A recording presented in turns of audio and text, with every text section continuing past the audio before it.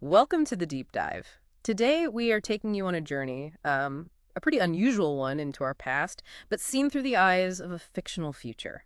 Our source material is really fascinating. It's excerpts from H.G. Wells's novel The Dream. That's right. And the core idea is there's this man, Sarnac, from the future society. He has this incredibly vivid dream. And in the dream, he lives a whole life, basically during the early 20th century, an era his world calls the Age of Confusion, his dream self, a man named Henry Mortimer Smith. Yeah, and our mission here in this deep dive is to sort of explore that dream with Sarnac, to be guides, really, to what his future viewpoint found so striking, maybe baffling, sometimes, honestly, quite painful, about the world Harry lived in. It's a unique angle, isn't it? Looking at a key historical moment through this lens, this future lens, that sort of claims it moves beyond all those struggles. Exactly. So let's jump in and unpack Harry Mortimer Smith's life, just as Sarnac dreamed it. Okay, so Sarnac's dream. It kicks off with Harry's childhood. He's in a place called Cherry Gardens.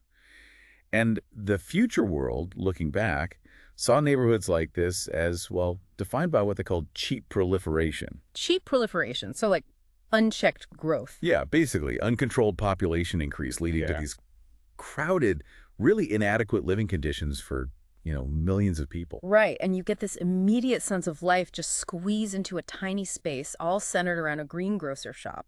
The source describes the family living a lot of the time in this dark underground kitchen. Because heating the rooms upstairs was just too expensive, especially in winter. Yeah. And Sarnac remembers the kids being pale, thin. He even uses the word troglodytes. Wow. And that feeling, it's really grounded by this one specific detail that lingers, a constant, faint, kind of unpleasant smell in the shop. Oh, yeah. What was it? A mix. Decaying vegetables from the shop, and that sharp smell of paraffin oil. It's like a sensory imprint of poverty, really. Life lived very close to the bone. Okay, so from that cramped home life, let's look at the education Harry got in this so-called Age of Confusion. Sarnac recalls the schools being, well, pretty poorly equipped. The teachers were underpaid. So much so that from the future, they're seen almost with awe, called holy saints, for just sticking with it. Right. But the teaching itself, it sounds incredibly rigid, big classes. And learning mostly by just chanting things back. Rote recitation. Harry remembers chanting tables, like twice one, two. Oh, wow. Or learning history not as a story, but just a string of names. An incantation, he calls it. William the Conqueror, and a list of monarchs. But the thing that really jumps out is what wasn't taught. Exactly. Nothing about the beginnings and ends of life, he says. None of the endless delights and possibilities that Sarnac's future world seems to value. Nothing about the growth of knowledge or the human community. They got Bible stories, sure, and the kings and queens. But Sarnac points out something huge, like airplanes. They came into the world when Harry was just 11 or 12. Sarnac calls it a wonderful thing. But it just wasn't something discussed or put into context in school. Incredible. And this future society, they also find the whole religious landscape of that time just utterly bewildering. Right. Sarnac remembers it being a time of intense religious activity, but also intense confusion. You get the description of going to church, everyone in their best clothes. But the services felt lugubrious, is the word used, really focused on people being miserable sinners. Yeah, and there's a specific mention of the litany, that long list of misfortunes they recited, asking God for help. Sarnac kind of dryly notes it. Sounds more like a job for, administrators. Right, and the sermons. Sarnac felt they focused on Bible stories, okay, but often portrayed the master of mankind more like a trickster who worked miracles than someone with profound ideas. And then there was just the sheer number of different churches. St. Oset's, where the Reverend Benderton apparently bellowed about hellfire. St. Jude's with Mr. Snape's. Congregationalists, primitive Methodists. Sarnac saw the plainer chapels as focusing even more on the devil and, well, damnation for pretty much everyone. So from Sarnac's future viewpoint, this whole mix left people's minds in the early 20th century in a state he calls torturous perplexity. Torturous perplexity, that's a phrase. He finds it almost inconceivable from his vantage point, this deep, pervasive spiritual confusion. And that confusion, it seems, extended right into how the era dealt with morality, especially around sex. Ah, yes. Sarnac contrasts it really sharply with his own time, which he says has moral training and religion, without all that strain on reason or instinct. The past, though. It felt like a moral code people didn't actually believe in or live by. He describes it as full of tortuosity and evasions and defiances, a kind of pervasive furtiveness and meanness. Yeah, his dream memory is that almost everyone was sexually angry or uncomfortable or dishonest, and all the attempts to restrain things only seem to provoke people more. And he says the proof is in the old books from that time. Right. The novels, the plays, Yeah. from his future viewpoint, they look almost pathological. He finds it genuinely hard to imagine that level of internal conflict being so common. Okay, so as Harry gets a bit older, Sarnac's dream takes him exploring. Outside cherry gardens to the edges of his world, particularly these hills, the downs. They were like a boundary, weren't they? Yeah. But also a place of kind of wonder for him as a kid. And there's that specific memory of walking with his father, listening to what Harry thought was high discourse, big talk about nature, goodness, providence. But then comes the reveal, the shocking truth, which Sarnac says was a real shock to Harry when he finally understood. What was it? Those walks, they were cover. His father was actually stealing vegetables and fruit from the gardens of the local landowner, Lord Bramble. No way. Yes. And that stolen food was a major support for the family. They even sold some of it in the nearby town, Cliffstone. Wow. Okay, so that tells you a lot about the era. And it brings us to the aristocracy, right? Lord Bramble. Exactly. Sarnac portrays him as an example of this sort of impoverished landowner, kind of struggling against the new industrialists. But they still clung to their status, their privileges, like putting up no thoroughfare signs, restricting access to land they often just left in picturesquely secluded dilapidation. Picturesque dilapidation. Nice phrase. And their main hobby, according to Sarnac. Shooting birds. For sport.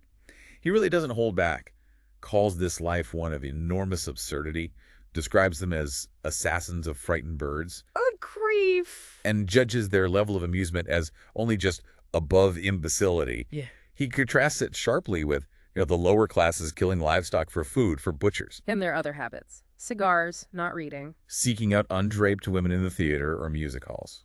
Sarnac sees it all as part of this picture of a shallow, privileged life that he claims set the tone for everyone else to copy. Grim picture. We also get a glimpse into the general insecurity of the time through Uncle John Julep, right? Yeah, the head gardener for Lord Bramble. Sarnac feels he had the air of a gentleman, maybe, but he loses his job. And experiences this social come-down, having to become a jobbing gardener, which apparently amused people like the season ticket clerks. Yes, which says something too, doesn't it? And Uncle John, he has opinions, he hates books, tells Harry they'll be his doom. And he's obsessed with something else very typical of the time. Betting on horses. Always talking about certs and dead certs. Sarnac even notes the king encouraged it. So all these details, they build Sarnac's overall picture of the era as, well, chaotic. Yeah, casual, planless, overpopulated. That's how he puts it. From his future view, it lacked any real security or social justice as they understood it. He sees the economic system as fundamentally fictitious and conventional, offering almost no protection against exploitation or just bad luck. Which makes it almost unbelievable to Sarnac that, despite knowing how precarious everything was, people were still astonished when misfortune actually hit them. The dream then brings in a really powerful figure in Harry's young life, his older sister, Fanny. Right. When Harry's about 9 or 10, Fanny's 15, and she's already pushing back, correcting his accent. Saying, "It's not English we talk in this place, it's mud." Ouch. And she actively resisted the expected path for a girl like her going into domestic service. Instead, she got a job as a bookkeeper in Cliffstone. And used her money quite deliberately, buying books and drawing stuff for Harry, but also buying clothes for herself that were considered scandalous. And the mother's reaction to all this? It's portrayed as really poignant. Sarnac describes her as worn out from having so many children, constantly scolding Fanny, but underneath, seeing only this future of inevitable drudgery for her daughter. The source calls it an anguish of shamed love. Well, that's heartbreaking. Meanwhile, Fanny's trying to figure things out for herself. Yeah, having some early experiments with love, sex, recoiling from things that felt like nastiness, but also drawn to the energy of Cliffstone, the bands and lights and prosperity. And then comes the night she runs away. The description is very vivid. Yeah, the father and uncle downstairs, talking loudly, oblivious, while upstairs Harry's secretly helping her move her few belongings. The parents' reaction when they find out she's gone, it's intense. Sarnac describes it as alarm deepening to a sort of moral panic. They expected irrational and violent behavior. And the father's line, "Sooner than this should have happened, I've seen her lying dead at my feet." It sounds almost scripted. That's exactly Sarnac's take. He feels the parents were acting, performing the roles they thought society expected, rather than showing their real feelings. The mother's reaction is described as particularly vindictive. Imagining Fanny prancing with the fancy gentleman having luxuries, focusing on the shame, especially regarding this Mr. Crosby who'd wanted to marry Fanny. It's a complex, painful family dynamic seen through this critical future lens. And this drama is followed pretty quickly by another big shift. Harry's father dies. Suddenly, yeah, an accident. Apparently the last word on his lips was Providence. And after the funeral, there's this argument between Harry's older brother, Ernest, and Uncle John about what happens to the mother. Uncle John wants her to stay, maybe move in with him. But Ernest, who it turns out has his own secrets, insists she should go to London and run a lodging house. But the mother has her own plan already. Exactly. It only comes out after their argument. She's already arranged to go to Pimlico in London to live with a friend, Matilda Good, and help her run her lodging house. And Harry, amidst all this? At the funeral, he remembers feeling just the immense pity of his father's life. So the family moves to London, Pimlico, and Sarnac's dream shifts focus. Harry, still young, just seems to accept the squalor and confusion as, well, normal for the time. Pimlico itself is described as these dingy stucco houses, not really built for lodgers, apparently named after Algonquin Indians. Sarnac notes it's the last word of their language left alive there. Wow. But Harry's also drawn to London's energy, isn't he? The shops, the trams, the embankment. He feels what Sarnac terms a morbid gregariousness, finding comfort somehow just being in a crowd. And Sarnac recalls moments of unexpected beauty, even in the chaos. Yes. The railway station yard at twilight, shifting shadows, bobbing heads. The shop windows and street lamps like gem-like things. Lupus Street at night, a bed of black and luminous flowers. He notes the annoying glare, the specules from the gas lamps. But loves the sharp, beautiful shadows cast by the newer electric lights. And walking the embankment, seeing Parliament, seeming like wisdom and empire. The grand hotels and palaces looming over the dark river, magically remote, and the Egyptian obelisk, striking him as just great cities copying each other. But even amidst the London grime, Sarnac remembers sometimes the daylight was kindly and redeeming sunshine. And they move in with Matilda Good, the landlady. Right. She's quite a figure. Described as large varicose veins, dressed in black and maybe slightly soiled lace, but looking quite a grand lady, despite running this toilsome house. Which keeps full, Sarnac knows, but often with lodgers she finds less succulent and manageable. And we meet some of them. Mr. Place downstairs, who pretends to bathe really loudly. And importantly, Miss Bumpus, second floor front, a suffragette. Yes, she becomes a really stimulating influence for Harry.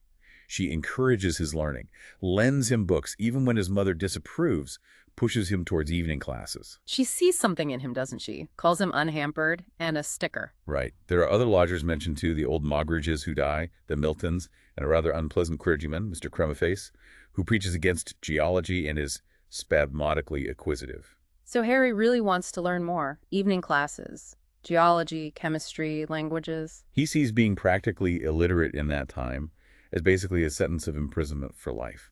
But he faces pushback. Definitely. His mother just wants him focused on business, not education. Mr. Place dismisses the idea, calls educated poor people the half-educated proletariat. So Miss Bumpus's support, lending him those books, that becomes crucial. Absolutely. And Sarnac reflects on this, again, this world of suppression and evasion, fear-haunted. The underlying message was, submit, do nothing. He feels the minds of ordinary people were deliberately starved and poisoned, stamped upon and mutilated. He uses that disturbing comparison again. The Chinese children forced to grow in jars. Yeah, it's a powerful image of the psychological damage he perceives from that whole era. But despite all that, a chance comes up for Harry, a job. Yes, working for a chemist, Mr. Humberg. And the connection comes through Fanny, which hints that she's making her own way, building connections. The shop itself sounds intriguing. Colored bottles, stupendous china jars with Latin labels. Sem coriand, rad, sarsap. Sarnac notes how language around medicine, the body, sex, it was all tabooed, made to seem occult and mysterious and very, very shameful and dirty. But this actually sparks something in Harry. A violent appetite for Latin. He thinks it's the key to knowledge. Buys Latin books. And reads an English translation of Lucretius, the Roman poet and philosopher. With intense curiosity, yes. While he's supposed to be washing bottles, he's learning about evolution, social forces, the things shaping his world. Sarnac describes him as drifting then, wanting something intense, beautiful, but finding it always slipped away when he got close to reality. And after this period, Fanny reappears dramatically in his life. His brother Ernest sees her, getting out of a fancy car with a gentleman outside a London theater. Big shock back at the lodging house. And the mother's reaction is predictable based on Sarnac's earlier description. Exactly. Fear of the worst white slave traders being on the streets. But then Fanny's letter arrives. Matilda Good reads it out. And it paints a totally different picture. Completely. Fanny's safe, happy, helped by a friend, living in a small flat. She's been reading, studying, past the university exam, learned languages, music, even has a pianola. And she wants to see them. Matilda Good tries to talk sense into the mother. Points out Fanny doesn't sound like she's on the streets. She sounds happy, affectionate.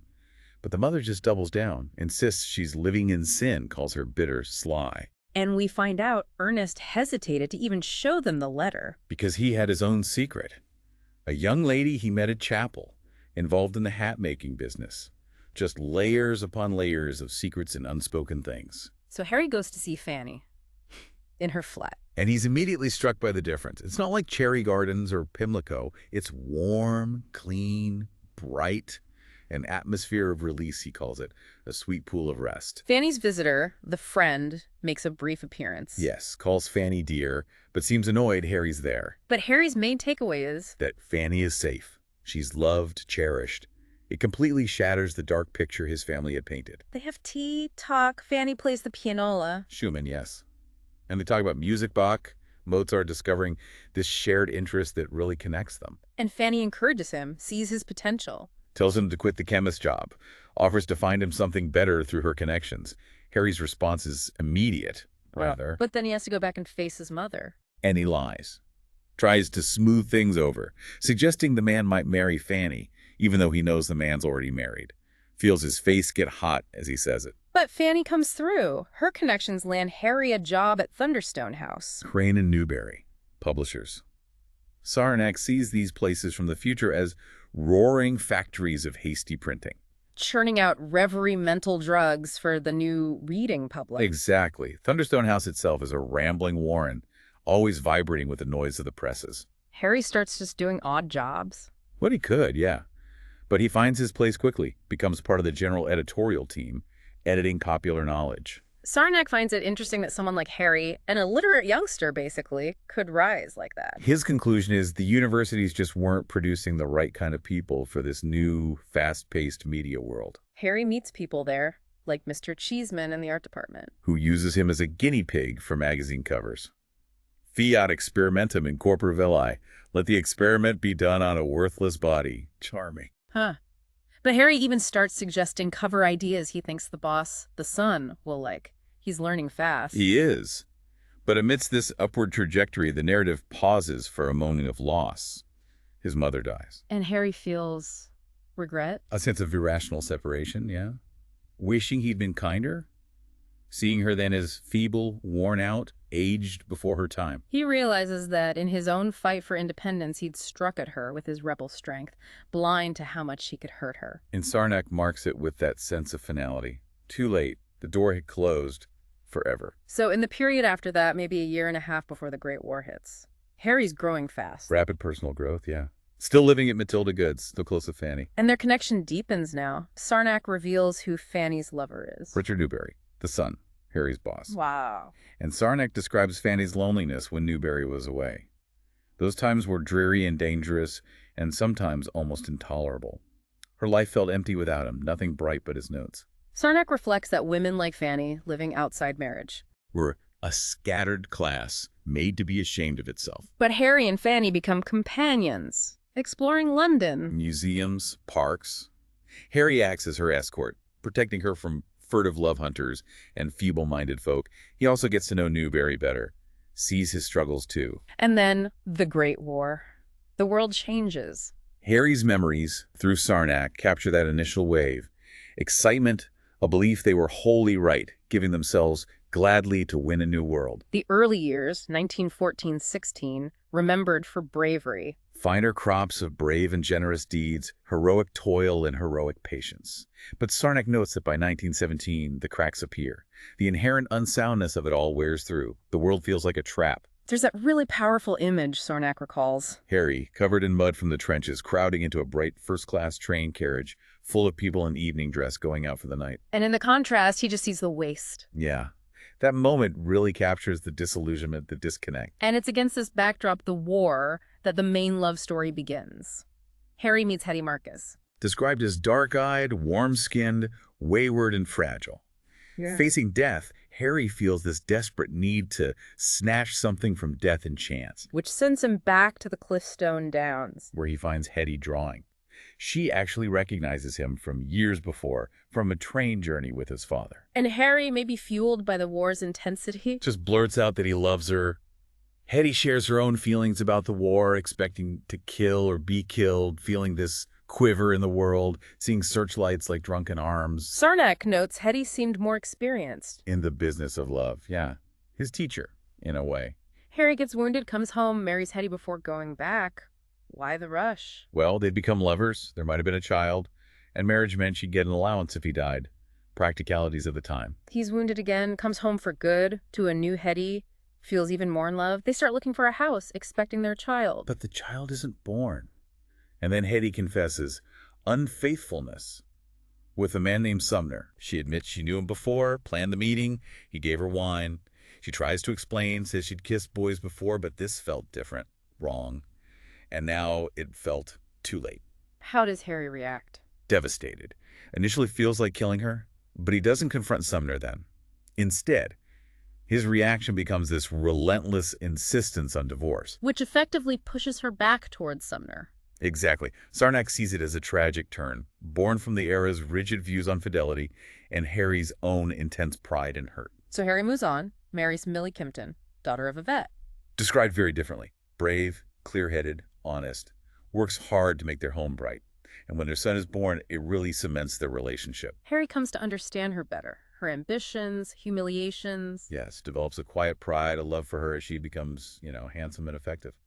Sarnac adds that reflection again, people back then just didn't do much self-analysis, didn't examine their motives deeply, which maybe explains some of the damage done in relationships, like with Hetty. Years go by.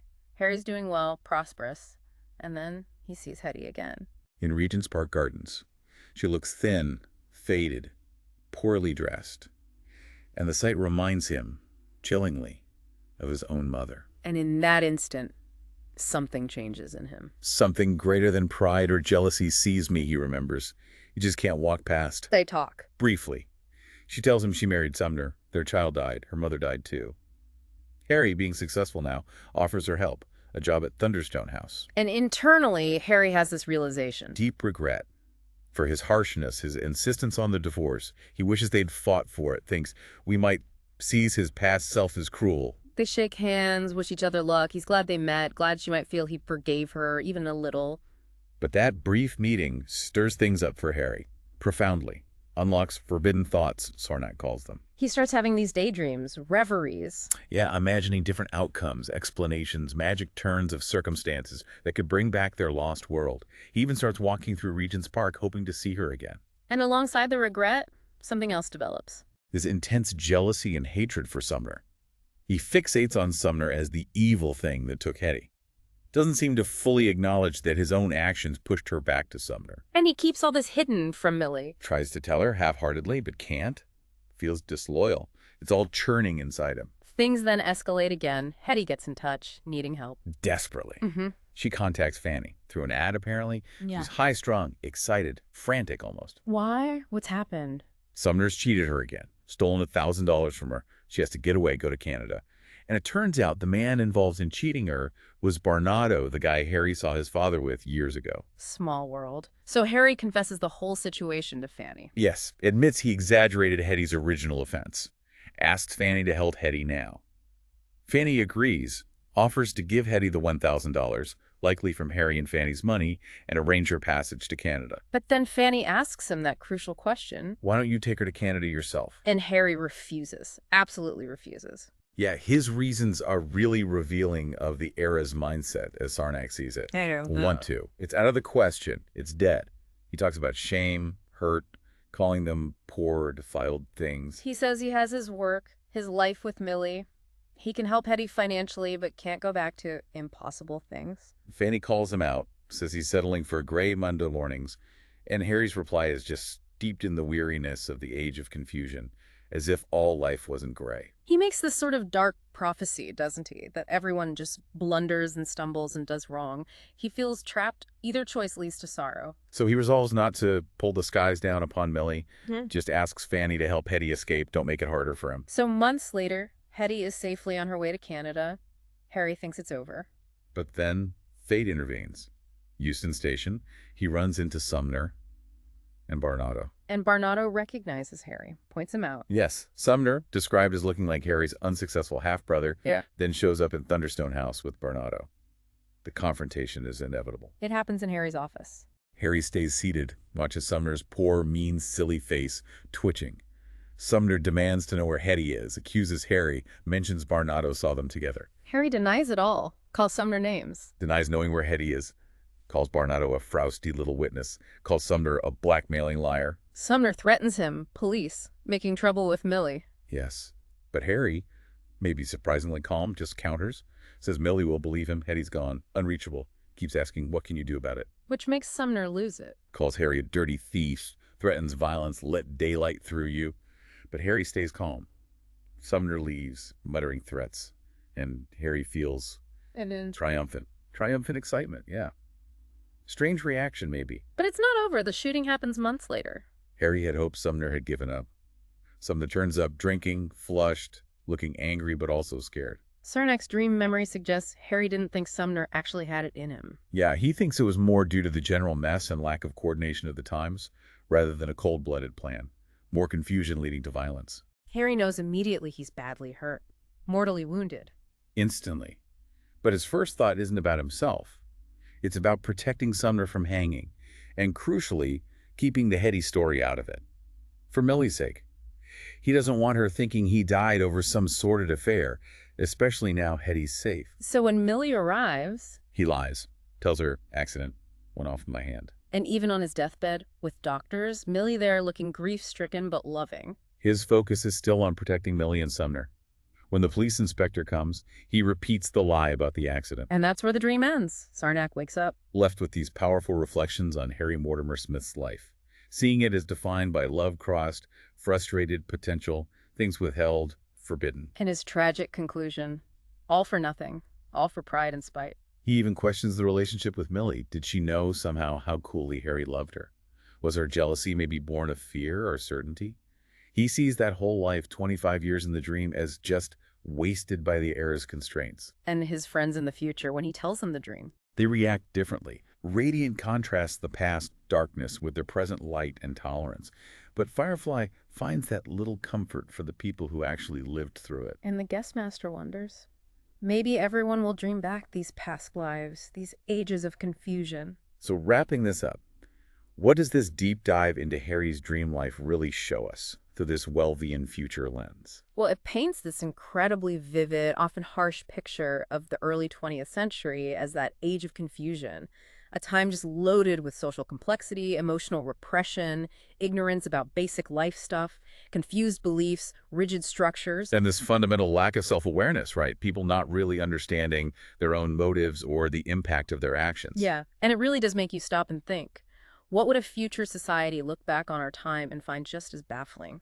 Or regrettable? What are our blind spots, our own torturous perplexities? It's a sobering thought. But, amidst all that confusion in the story, there's also resilience. Absolutely. People still reached for connection, for knowledge, beauty, dignity. You see Fanny fighting for her own path. You see flashes of beauty even in London's grime. You see Harry finding intense connection, even if flawed, and making that complex final choice to protect others. Even in the gray, as Harry called it, people were striving. But that final question Sarnac and his friends wrestle with, that's the one that sticks, I think. The idea that they believe they've reached enlightenment, tolerance after the darkness. But how much of that past confusion, that inherent unsoundness, is really gone? Or has it just changed shape, taken forms that we can't see now, just like people in Harry's book couldn't see the deep confusion Sarnac identifies in them? Exactly. It leaves you asking, how clear-sighted are we really about our own time?